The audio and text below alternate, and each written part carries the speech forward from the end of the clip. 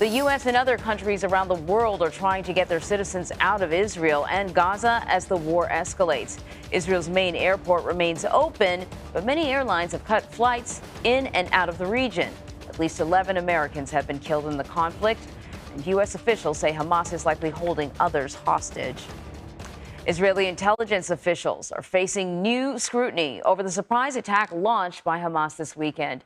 At least 1,600 people have been killed in the fighting on both sides. Among them are more than 250 Israelis who came under attack while at a music festival near the border with Gaza. The coordinated attacks left many wondering how Israeli intelligence did not see this coming. So I want to bring in Chuck Freilich. He's a former deputy national security advisor in Israel and a professor at Columbia and Tel Aviv universities. Thanks for joining us. We will start off with whether or not you think this was an intelligence failure on the behalf of Israelis. Well, I don't see how one can consider it anything but a colossal intelligence failure. Mm-hmm. And like all other major intelligence failures, I think it's basically a failure of imagination. We never believed that Hamas had the capability to do this, and so we misinterpreted the signs. And they, to their credit, they launched a variety of diversions. For example, in the week before the war began, they renewed the violent demonstrations along the Gaza border, and so Israel was totally focused on that. They increased terrorism in the West Bank. Again, Israel was focused on that, and so we misread the signs. Do you think any of this has to do with the general political instability in Israel? The protests over the Supreme Court changes, the threat by reservists not to participate in training. Do you think any of that was a factor as well? I think so. First of all, the government was totally focused for the 9 months that it's just 9 of the 11, 12 months it's been in office. It was totally focused on what they call a judicial overhaul. I think maybe a judicial wrecking ball is a better term. They were not focused on the real issues, such as how do you address the Hamas threat or Hezbollah and Iran. And we saw the protests. We said at the time that if the government goes through with this, it's going to weaken the IDF because people were saying they will not serve a government like this. And tragically, I think we saw it manifested in the worst possible way on Saturday. All the factors that you listed, do you think that that was part of the reason why Hamas struck now? Because I think that's also been a question for many people. Why now? Well, we always ask ourselves when something happened, why now?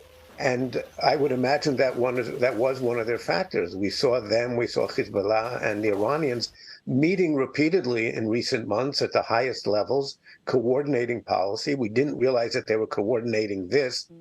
And yes, they said explicitly that they don't think Israel's ever been weaker. And so I imagine they decided to take advantage of that. So yesterday, the international spokesperson for Israel's defense forces spoke to my colleague Jeff Glor on CBS News Primetime about the impact this attack has had on Israel's security infrastructure. I want to play a little bit of what he had to say. The IDF, the entire defense establishment, the police, and of course the Israeli government will have to do some very, very serious after-action reviews and soul-searching as to how this happened, how we were not able to mitigate it, and why they were able to kill or massacre so many Israeli civilians. Now, we talked about the fact that, prior to this, some reservists were talking about protesting. Israel called up 300,000 members. Everyone is showing up now. There is a lot of support. But what damage do you think that this perhaps has done ultimately to the trust Israelis have in their national security and intelligence bodies? Well, I think at the moment, Israel is in a general state of depression and dismay at what has happened. And I believe that there will be a political accounting for this in the months following the war's end. But now, of course, it's wartime. Everybody comes together. All the people who announced that they would not serve immediately turned up for duty. And there's the big call up. But people have to understand the depth of this for Israel. This is over about 1,000 people killed already. To put that in American terms, that's the equivalent of 40,000 people. That's many, many 9/11s. This has truly shaken Israel's fundamental confidence.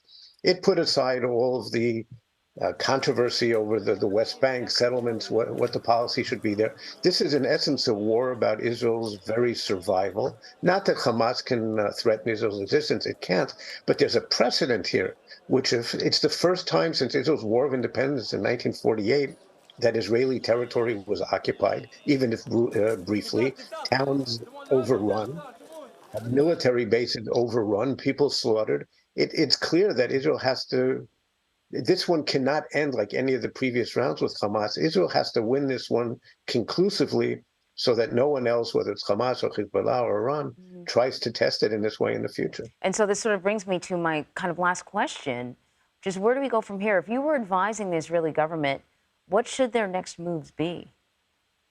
Well, of course, it's greatly complicated by the 150 hostages. But I think two things have to happen. First of all, this war should end, or must end, with Hamas no longer in power. And then that begs the question, who takes over? Because Israel doesn't want to occupy Gaza, doesn't want a power vacuum there. And the objective should probably be an international effort, maybe a US-led effort, to reinstate the Palestinian Authority in Gaza.